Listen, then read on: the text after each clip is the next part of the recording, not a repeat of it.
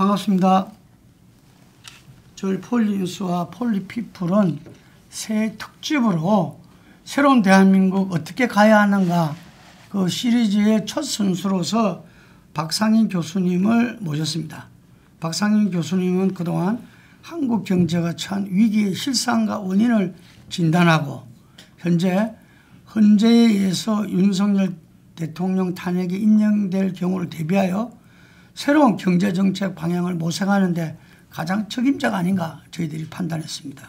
그래서 교수님의 우리 현실의 진단과 경제에 나갈 방향을 해안을 듣고자 하는 거고요.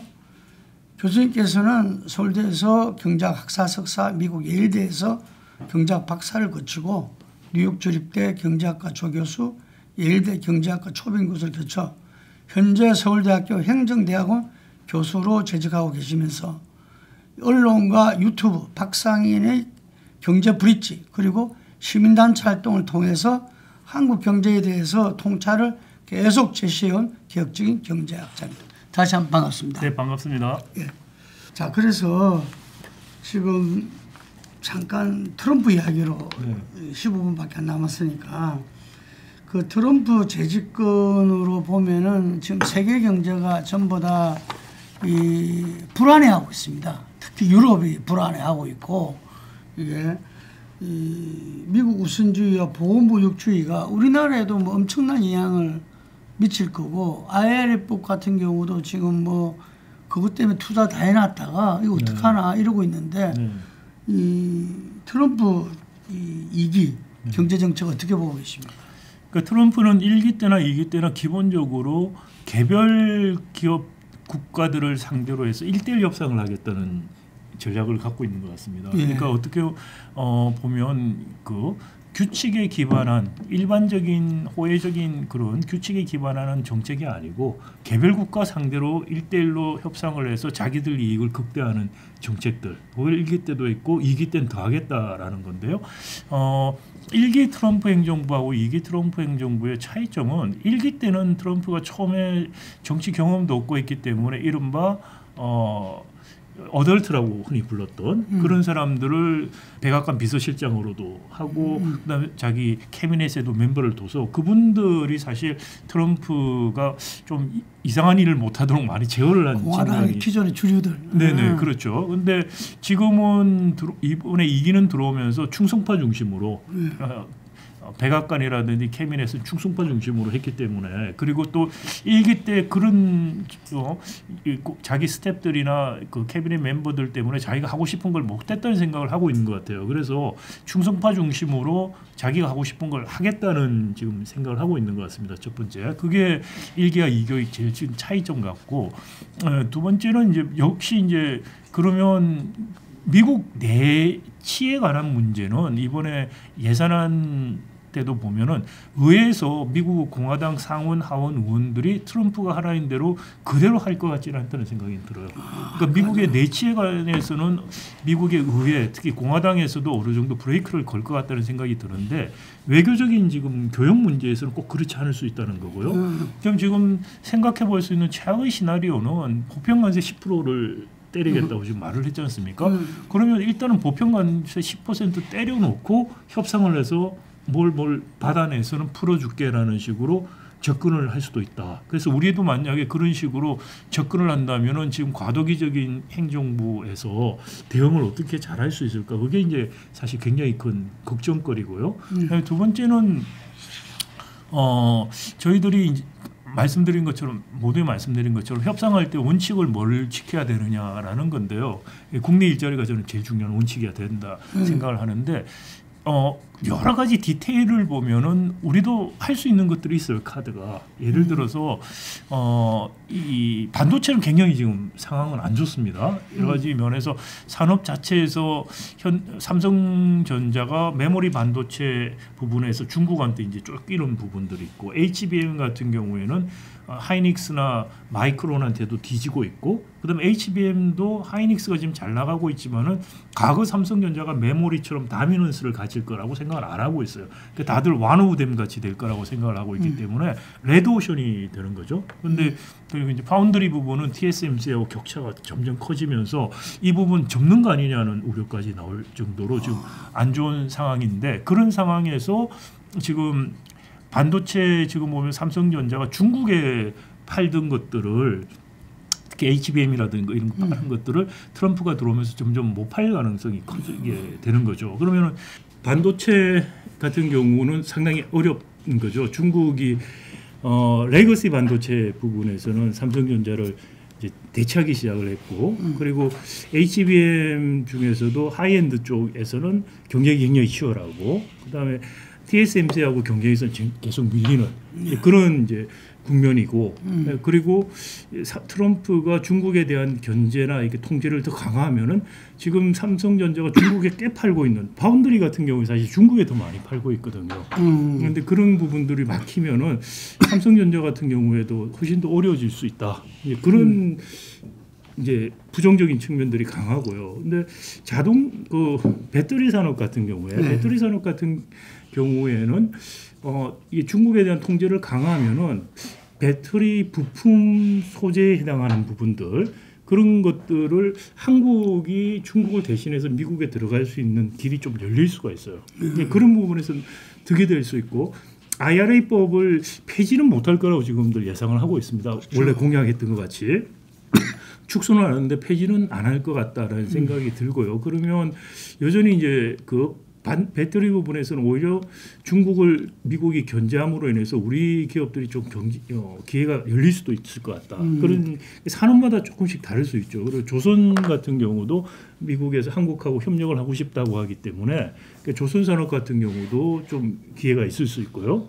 그리고 특히 이제 조선 산업 같은 경우에 미국에서는 이렇게 조선 특히 전투함 같은 거는 미국 내에서 건조하고, 그다음 MRO라고 하는 그 수선 같은 거, 그것도 이제 미국 안에서만 하게 돼 있는데, 이런 것도 향후에 태평양 함대 같은 것들이 있기 때문에 우리가 미국과 FTA하고 군사 동맹을 갖고 있는 유일한 나라지 않습니까?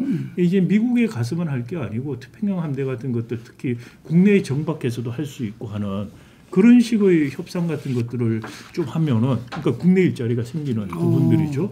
그런 것들을 능동적으로 저희들이 좀 해야 된다. 그래서 제가 굉장히 지금 전략적으로 우리가 중요하게 해야 될 텐데 지금 과도기적인 상황에서 제대로 할 수 있을까 걱정이다. 여야가 이런 것들, 정부하고 여야가 이런 것들을 허심탄회하게 전략적으로 잘 이야기를 해서 좀 타이밍을 놓치지 않고 잘 대응을 하면 물론 상황은 나쁩니다만 거기에서 우리가 할 수 있는 것들, 그리고 우리가 또 얻을 수 있는 것들도 있지 않을까라는 생각이 들고요. 만약에 조선 같은 경우에 국내에서도 MRO를 할 수 있고 어느 정도 하는 것들 이해가 된다면 한 걸음 더 나가서 바이든 행정부가 반도체 서플라이망을, 그 공급망을 미국에 두고 유럽 중심망 하나, 아시아 중심 하나를 지금 또 만들고 있는데, 유럽은 이제 독일이고 아시아는 일본을 하고 있어요. 근데 이거를 일본이 아니고 우리나라가 해야 되는 거죠. 그러니까 그러려면은 아리백을 할 수 있는, 재생에너지 100% 살 수 있는 그런 기반을 만들어줘야 돼요. 아리백 클러스터 같은 거를 만들어줄 필요가 있고, 그런 정책들을 하면서 국내에서 하는 것들, 이런 것들을 설득해 나가는 그런 작업들을 해야 된다. 그렇지 않고서는 사실 그런 우리가 가져올 수 있는 것들을 빼버리면은 정말 암담한 거죠. 지금 제조업 위기 국면에서 트럼프 요구를 그냥 들어주는 식으로만 가게 되면은, 그러면 이제 굉장히 큰 산업 리스크와 대외 리스크가 동시에 발생할 수 있다라는 생각이 듭니다. 네, 트럼프와 그 협상에서 우리 국익을 갖다가 우리 산업의 이익을 대변하면서 뭔가 조율을 해나갈 수 있는. 네, 그렇죠. 윈윈 하는 거죠. 트럼프는 사실 뭐 비즈니스 하는 사람이잖아요. 그러니까 비즈니스 하듯이 윈윈 할 수 있는 것들을 찾아 나가야 되는 거죠. 지금 현재는 어쨌든 새로운 리더십이 꾸려지기는 시간이 걸릴 수밖에 없으니까 어쨌든 여야정 국정협의체, 이게 네 분이 우은식 의장, 그 이재명 그리고 권성동 그리고 이 뭐야 한덕수 총리 네. 네 분 역할이 중요하네요. 그러니까 네, 중요합니다. 그러니까 협의를 하는 거 외에도 실제로 실무적인 그런 것들이 그러니까 그 양당과 정책위라든지 이렇게 스텝들이 있지 않습니까? 그리고 정부 관계자들이 협의를 잘해서 좋은 안들을 만들어서 최종적인 결재를 받는 식으로 가야겠죠. 우리가 IMF에 대체듯이 그 초당적으로 네, 그런 부분들이 그 필요하네. 그죠? 지금 IMF 같이 위기가 안 터졌지만 사실 거의 더 큰 위기가 터지기 일보 직전이라는 일보 직전이다. 그런 위기감을 여야 정치인들이 꼭 가지셔야 한다고 생각합니다. 대기업은 또 자기들 나름대로 뭐 생존의 문제니까 네. 열심히 할 거 아닙니까? 생존의 문제니까. 네. 생존의 문제라서 열심히 하는데 또 하나 문제가 뭐냐면은 말씀드린 것처럼 총수일가의 이익과 기업의 이익이 지금 일치하지 않는 국면에 간 거죠. 예를 들어서 기업을 생각하면은 제가 삼성전자 앞에서 9월 하순부터 12월 초까지 한 2달 정도 1인 시위를 했었습니다. 그때 교수님. 네네. 한 게 뭐냐면은 삼성전자가 최소한 시스템 반도체 설계 부분을 매각하라라는 거예요. 그러니까 왜 그러면 파운드리에서 최첨단 제품 수주를 못하느냐? 최첨단 설계 회사들이 최첨단 제품 설계도를 자기들 경쟁사한테 왜 보여주냐는 거죠. 그러니까 수주를 못 받는 이유는 시스템 반도체 설계를 한다고 고집하니까 안 보여주는 거예요. 그러니까 매각을 하고 그다음에 설계도 보고 다시 할 수도 있다는 의심을 가질 수 있으니 징벌배상 디스커버리 제도를 도입하도록 입법 청원하라고 했어요, 제가. 그러니까 그러면은 믿고 맡길 수 있다.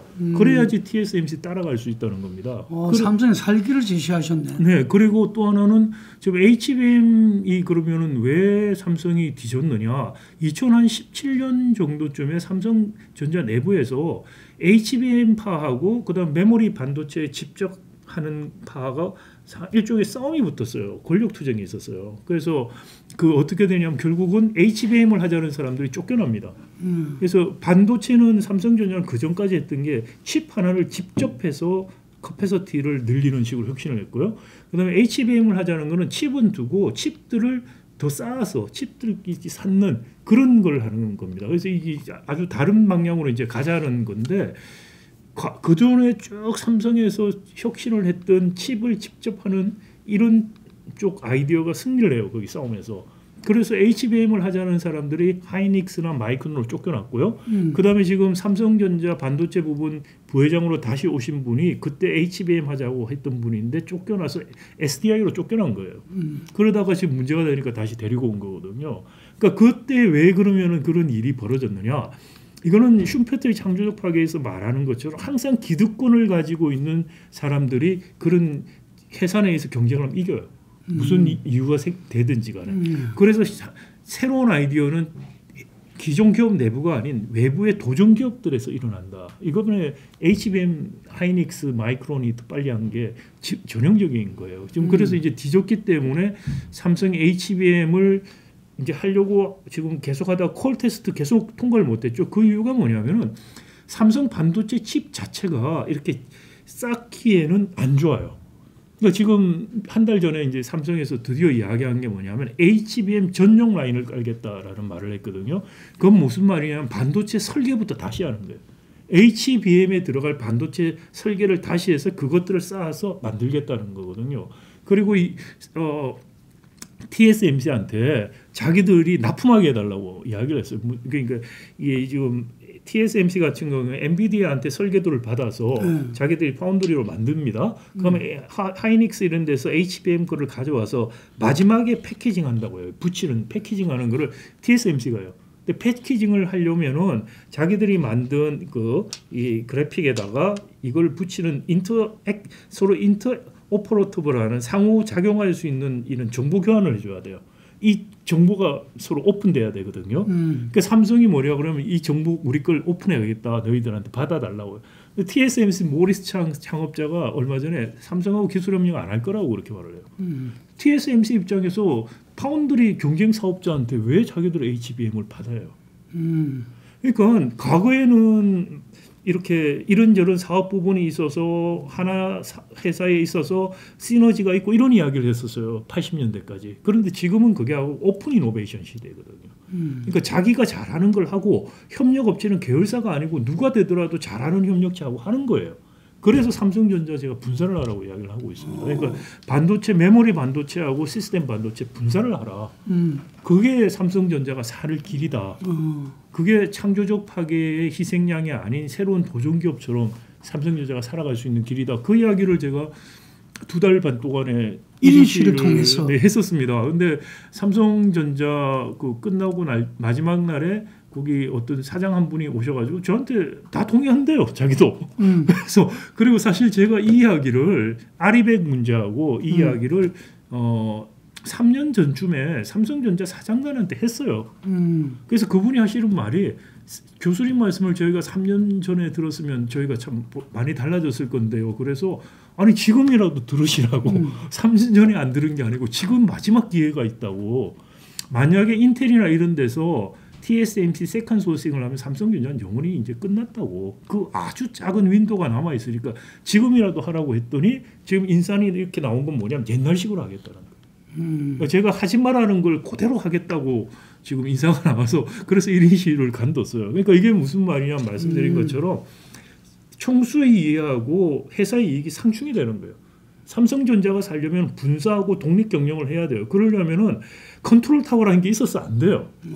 그러면 총수가 컨트롤하고 뭐 혼자서 전행하는 게 없어져야 된다는 말이거든요. 지금 오히려 뭐 구조본이 다시 복구해야 된다는 말도 그렇죠. 있던데. 그런 식으로 반대로 가는 거죠. 그리고 하는 것은 다 인력 감축하고 비용 절감하는 이야기하죠. 그럼 또 하는 말이 뭐냐면 반도체 특별법 만들어주라고 해서 52시간 이상 일하게 해달라고 해요. 근데 R&D 하는 전문가들이 전문 직종들이 52시간 일이 중요한 게 아니죠. 만약에 52시간 이상 일하게 하는 걸 법으로 해준다고 해서 하라고 하면 어떻게 할까요? 다른 회사로 떠나요. 외국으로 가버리든지. 성과에 대해서 그죠? R&D 작업에 대한 성과에 대해서 성공 보수를 잘 주면은 52시간 이상 시간 안 찍고 해요. 52시간으로 해결될 문제가 아니라는 거죠. 그러니까 정말 옛날식으로 인건비 전략하고 일도 시키고 사람 자르고 그다음에 컨트롤도 하고 이런 식으로 해법이 나왔어요. 그래서 삼성전자 정말 이렇게 하면은 정말 앞이 안 보여요. 이런 게 제가 말씀드린 것처럼 기업의 이익과 총수의 이익이 지금 굉장히 상충되는 국면에 우리가 들어와 있고 이 문제를 해결하는 것이 제가 재벌 개혁을 지금 해야만 된다라고 말씀드립니다. 삼성전자는 여전히 그 총수 이익을 보호하는 쪽으로 가고 있네요. 그렇죠. 유재용이나 그 밑에 있는 그 미전실 후신 그 TF팀에서 모든 걸 통제하고 컨트롤하는 식으로 그런 식으로 좀. 미전실 밑에. 미전실 후신이 이제 사업지원 TF인데 사실상 미전실 역할을 하고 있죠. 그래서 절망해서 1인실을 그만뒀네요. 아니 뭐 더 이상 그 제가 이재용 회장한테 마지막으로 바꿔야 된다는 이야기를 했는데 돌아온 답은 옛날식으로는 그대로 하겠다였던 거기 때문에 뭐 총수가 바뀌어서 바뀔 수 있는 게 아니다. 그래서 주주나 이제는 정말 정치권인 정부가 나서서 기업이 바른 길로 가도록 유인하는 정책을 해야 될 때다라는 생각이 듭니다. 한국 경제 성장률은 지금 1%대로 다들 전망하는데 네. 교수님은 어느 정도로 이 전망하시는 거 하고요.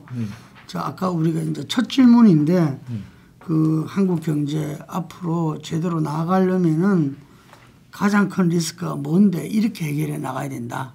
좀 그게. 예, 뭐 내년에 이거 25년도 한국 성장률 저도 1%대 될 것 같고요. 근데 말씀드린 것처럼 불확실성이 굉장히 높기 때문에 숫자 하나를 딱 찍는다는 거는 사실 의미는 없다고 생각이 되고 또 이걸 정책적으로 어떻게 잘 대응하느냐에 따라서 달라질 수 있다. 근데 그 불확실성은 정치적인 불확실성, 그다음에 대외 트럼프라는 대외 불확실성, 그리고 세 번째가 산업 공동화의 리스크죠. 네. 산업 공동화 리스크가 얼마나 빨리 진전되는가가 또 불확실성을 주는 것들인데 이 세 가지에 의해서 이제 성장률이 결정될 거고 내후년부터도 더 안 좋아질 수가 있어요. 정부가 이런 문제점들을 인식하고 바꾸기 위해서 노력을 하고 기업들을 그렇게 바꾸도록 유인을 하는 정책을 쓰지 않으면은 점점 더 나빠질 것이고 그냥 나빠지는 게 아니고 어느 순간에 특정 산업이 거의 도태되는 일들이 일어날 수가 있다는 거죠. 철강이나 석유화학부터 시작해서. 그러면 저는 동남권 산업 공동화가 일어날 거라고 생각이 됩니다. 다음 정권 안에서. 그러면 이게 뭐 성장률 1%니 뭐 0%라는 의미보다 훨씬 더 큰 충격들이 오기 시작을 할 거라고 생각이 됩니다. 그래서 이런 위험들이 오고 있다. 실제로 오고 있는데 이것들을 오고 있다는 걸 국민들도 알고 정치인들이 알아야 바꿀 수 있어요. 그런데 다 입을 닫고 쉬쉬거리기만 해요. 지금 뭐 동남권에서 공장들 문 닫고 있는 거 다 쉬쉬만 하고 있습니다. 이렇게 머리를 모래에다가 박고 안 본다고 해서 없는 게 아니에요. 지금 그런 일들이 지금 일어나고 있다. 그래서 특히 조기 대선 국면에서 이런 문제점들이 많이 환기가 돼서 또 국민들도 알아야지 대비도 하고 또 그런 걸 극복하기 위한 정책들은 단기적으로는 고통이 따를 수도 있어요. 그런 것들을 지지를 획득하기 위해서라도 이런 문제점들을 충분히 인식하고 토론을 해야만 가능하다라는 생각이 듭니다. 그래서 그런데 그 부분에서요. 네. 금방 말씀 철강, 화학 이런 네. 부분들이 해서 동남권 공동화까지도 예상하시는데 근데 그 기업들도 자기들 아까 제가 말한 대로 기업도 생존을 위해서 혁신을 해나가지 않겠습니까? 지금 말씀드린 것처럼 삼성전자 제가 말씀드린 것처럼 내부적인 이해상충이 생기는 거예요. 예를 들어서 롯데. 근데 포스코는 좀 다르지 않겠어요? 포스코도 지금 마찬가지. 포스코 같은 경우에 예를 들어서 철강 산업이 사양화된다는 걸 알고 있기 때문에 굉장히 다른 것들을 많이 시도를 하고 있었어요. 이미 배터리 소재 같은 것도 했고 다 굉장히 다양한 것들을 하고 있죠. 그렇지만 포스코의 제일 큰 부분들 철강 부분들은 사용화되고 있다는 것들을 포스코도 안다고 생각합니다. 저는. 그런데 그거를 딴 거 좀 시도해서 한다고 해서 충분히 대체가 되는 게 아니에요. 이 산업이 공동화되는 걸 막기 위해서는 지역 경제부터 해서 종합적으로 대책을 세워야지 이거를 극복할 수가 있죠. 고로도 바꾸려고 한다던데. 그러니까 고로를 바꾼다는 말은 전기 고로로 간다는 건데 그러면은 무슨 말이냐면 지금 포스코가 지금 전 세계에서 가장 효율적이라는 건 뭐냐면은 대량 생산을 하는 거예요. 철강석을 떼어가지고 대량 생산을 하기 때문에 값싸게 범용재를 만들거든요. 근데 전기고로는 소형으로 만들면서 특수재를 하는 거예요. 그러니까 특수재 중심으로 가는 건 맞다고 생각이 됩니다. 그런데 이런 철강 고로를 크게 떼어서 하는 이것들이 없어져서 오는 충격 자체를 충분히 흡수할 수가 없어요. 그래서 제가 지금 주장하는 것 중에 하나가 아리백 산업단지를 동남권에 만들자는 거죠. 그래서 반도체, 2차 전지, 자동차 이런 산업들, 그러니까 지금 우리 전력망 때문에 수도권에 재생에너지 100% 산업단지 만드는 건 사실상 불가능합니다. 그래서 동남권 중심으로 해상풍력과 태양광 발전원들 위치하고 그다음에 전력망들 또 PPA라고 해서 직접 쏴주는 것들 이런 것들을 깔아가지고 이쪽에 대규모 아리백 단지를 만들어서 여기 이제 무너지는 산업들 인력들을 흡수해 줘야 되죠. 그래야지 공동화를 막는 것이지 그런 적극적인 정책 없이 뭐 지금 다른 거 이것저것 좀 한다고 해서 막을 수 있는 문제가 아니에요. 그러니까 아까 말씀하신 국내 일자리 보호 네, 다 연결되는 문제네요. 같은 문제라고 생각이 되고요. 네, 지금 말씀드린 이게 사실 제일 중요한 문제다. 산업 공동화 대체하고 그다음에 새로운 신성장 동력 산업이 정부가 발굴 육성해서 되는 게 아니고 나올 수 있는 환경을 만들어주는 정책. 공정한 경쟁, 진입 퇴출 장벽 없애주는 거 이것들을 위해서 재벌 개혁을 해야 된다는 겁니다. 지금 삼성전자 말씀도 드렸고 포스코, 롯데 말씀도 드렸는데 롯데만 하더라도 많은 문제 몇 년 동안 알면서 쉬쉬만 하고 있잖아요. 그러니까 모든 걸 다 살리려고 하다 보니까 그 안에서 조정이 안 됩니다. 그래서 과거에 동양도 무너졌던 거고요. 그런 위험들이 지금 너무나 커지고 있기 때문에 정부가 정책적으로 선제적으로 그런 요인들을 없애는 정책 이게 이제 기본적으로 재벌 개혁을 하자는 이유가 되는 거죠. 우리 교수님 시간을 더 이상 뺏을 수가 없어서 마무리를 해야 되겠는데 교수님 마지막으로 우리 시청자 정치인도 있고 기업인도 있고 일반 국민들도 있습니다. 좀 이렇게 다들 불안해하면서 정치인도 마찬가지입니다. 이게 그래서 우리 경제를 살리는 게 또 나라를 살리는 길인데. 거기서 좀 마무리로 좀 한 말씀 부탁드리겠습니다. 네, 2025년 새해 아주 희망적인 말씀을 드려야 되는데 희망적인 이야기보다 심란한 말씀을 많이 드린 것 같아서 송구스럽다는 말씀 먼저 드리고 싶고요. 그럼에도 불구하고 사실과 진실을 외면한다고 없어지는 것들이 아니라는 것입니다. 단기적으로 그런 것들을 외면하면은 단기적으로는 괜찮은 것 같긴 하지만 우리 미래를 생각하면은 그건 재앙적인 결과를 가져올 수 있다라고 생각이 되고요. 정치하시는 분들이 정말 국민과 미래를 말씀하시면은 단기적으로 권력을 쟁취하는 데만 몰두하지 마시고 국가 미래의 가장 근본적인 문제가 뭔가 그 문제에 대해서 내가 해결할 수 있다는 비전을 제시해서 내가 표를 얻겠다는 경쟁을 하시기를 바랍니다. 우리 국민들도 그런 정치인을 새해에 뽑을 수 있다면은 다가올 수 있는 재앙적인 결과를 우리가 모면하고 지속 가능하고 새로운 성장을 할 수 있는 계기가 될 수 있다. 전화위복이 될 수 있다라는 생각이 듭니다. 2025년은 대한민국이 전화위복하는 한 해가 되었으면 좋겠습니다. 감사합니다. 예, 대한민국 미래를 여는 길에서 우리 박상인 교수님의 그 고견을 들었습니다. 앞으로 박상인 교수를 계속 폴리뉴스는 함께 하겠습니다. 감사합니다.